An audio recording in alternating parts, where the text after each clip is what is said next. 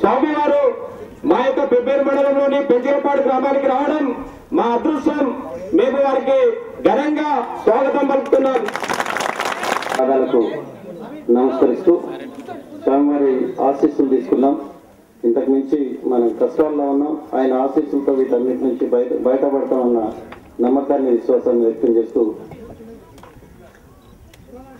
మరొకసారి స్వామివారి పాదాలకు వినయపూర్వకంగా నమస్కరిస్తూ వారి స్పర్శతో మన ప్రాంతం పెరుగుతుందని చెప్పి నేను సంతోషాన్ని వ్యక్తం చేస్తూ కష్టకాలంలో మీరు వచ్చారు, మీ ఆశీస్సులతో మేము నిబ్బరంగా ఉంటాం, ధైర్యంగా ముందుకు సాగుతామని చెప్పి స్వామివారికి తెలుపుతూ వారిని ఆశీస్సులు అందించాల్సిన. జై శ్రీమన్నారాయణ. ప్రియ భగవద్బంధువులారా, గత 4-5 దినాలుగా కృష్ణా నదిలో ఏర్పడ్డ అలజడిని గమనించి దానివల్ల ఇబ్బందులకి గురైనటువంటి ప్రాంతాల్లో మన